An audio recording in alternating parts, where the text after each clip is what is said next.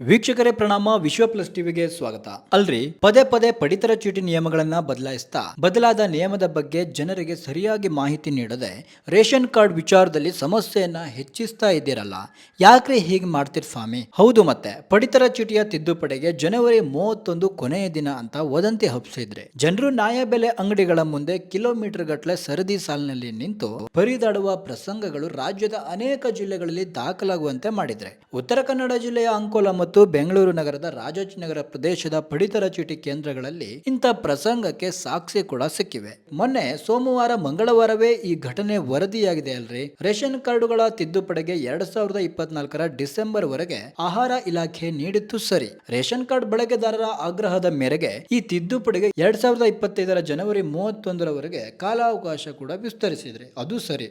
But ಹೀಗೆ ಯಾಕ್ರಿ ಪದೇ ಪದೇ ತುಗ್ಲಕ್ ದರ್ಬಾರ್ ಮಾಡ್ತೀರಿ ಅಂತ ತಿಳಿಯದ ಪ್ರಶ್ನೆಯಾಗಿದೆ. ಕರ್ನಾಟಕದಾದ್ಯಂತ ಜನರು ಪಡಿತರ ಚೀಟಿ ತಿದ್ದುಪಡಿ ವಿಚಾರದಲ್ಲಿ ಗೊಂದಲಕ್ಕೆ ಈಡಾಗಿ ಗಂಟೆಗಟ್ಟಲೆ ಸಾಲು ಕಟ್ಟಿ ನಿಂತಿರುವುದರ ವಿಚಾರ ಕಡೆಗೂ ಸರ್ಕಾರದ ಗಮನಕ್ಕೆ ಬಂದಿದೆ ಎಂಬುದೇ ಸಮಾಧಾನದ ಸಂಗತಿ. ಈ ಬೆಳವಣಿಗೆಗಳ ಬಳಿಕ ಎದ್ನೋ ಬಿದ್ನೋ ಅಂತ ಮುಂದೆ ಬಂದ ನಮ್ಮ ಘನ ಆಹಾರ ಇಲಾಖೆ ಸಾರ್ವಜನಿಕರಿಗೆ ಸ್ಪಷ್ಟನೆ ಕೂಡ ನೀಡಿದೆ. ಸರ್ಕಾರದ ಸ್ಪಷ್ಟನೆ ಏನೆಂದರೆ, ಕಾರ್ಡುಗಳ ತಿದ್ದುಪಡಿ ಪ್ರಕ್ರಿಯೆ ನಿರಂತರ ಕಾರ್ಯವಾಗಿದೆ. ಸಾರ್ವಜನಿಕ ಕಾರ್ಡುದಾರರು ಆತಂಕ ಪಡಬೇಕಿಲ್ಲ. ಕರ್ನಾಟಕ 1, ಗ್ರಾಮ 1 ಮತ್ತೆ ಬೆಂಗಳೂರು 1 ಕೇಂದ್ರಗಳಲ್ಲಿ ಪಡಿತರ ಚೀಟಿ ತಿದ್ದುಪಡಿಗೆ ಅವಕಾಶವಿದೆ ಅಂತ ಹೇಳಿಕೊಂಡಿದೆ. ಆದರೂ ಕೂಡ ದಿನನಿತ್ಯವೂ ಸಾರ್ವಜನಿಕರು ಈ ಪಡಿತರ ಚೀಟಿ ವಿಚಾರದಲ್ಲಿ ಒಂದಿಲ್ಲೊಂದು ಗೊಂದಲ ಮತ್ತು ಅಸ್ಪೃಶ್ಯತೆಯಿಂದ ತೊಂದರೆ ಅನುಭವಿಸುತ್ತಿರುವುದಂತೂ ಸತ್ಯ ಬಿಡಿ. ಹಿಂದೆ ಆಹಾರ ಧಾನ್ಯ ವಿತರಣೆಗಾಗಿ ಬಯೋಮೆಟ್ರಿಕ್ ತಪಾಸಣೆ ದೃಢೀಕರಣದ ಸಂದರ್ಭದಲ್ಲೂ ಇಡೀ ದಿನ ಸಾರ್ವಜನಿಕರು ನ್ಯಾಯಬೆಲೆ ಅಂಗಡಿಗಳ ಮುಂದೆ ಇದೇ ರೀತಿ ಸಾಲುಗಟ್ಟಿ ನಿಲ್ಲುವ ಪರಿಸ್ಥಿತಿ ಉಂಟಾಗಿತ್ತು.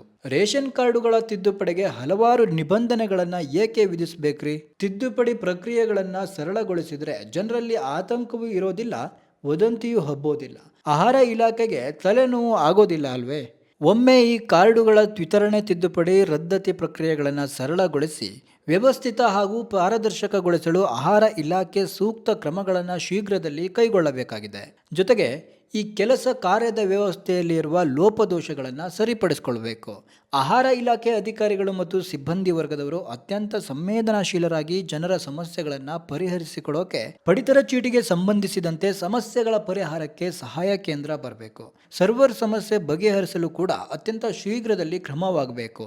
ಆಹಾರ ಇಲಾಖೆ ವ್ಯವಸ್ಥೆಯ ಮೇಲಿನ ನಂಬಿಕೆ ಕಳೆದು ಹೋಗುವ ಮೊದಲು ಸರ್ಕಾರ ಎಚ್ಚೆತ್ತುಕೊಂಡು ಈ ಸಮಸ್ಯೆಗೆ ತಾರ್ಕಿಕ ಅಂತ್ಯ ಒದಗಿಸಬೇಕಾಗಿದೆ. ಈ ರೇಷನ್ ಕಾರ್ಡ್ ವಿಚಾರದಲ್ಲಿ ನಿಮಗೆ ಏನು ಅನಿಸ್ತು ಅಂತ ಕಾಮೆಂಟ್ ಮಾಡಿ ತಿಳಿಸಿ. ನಮಸ್ಕಾರ. ನ್ಯೂಸ್ ರಿವ್ಯೂ ವಿಶ್ವ ಪ್ಲಸ್ ಟಿವಿ.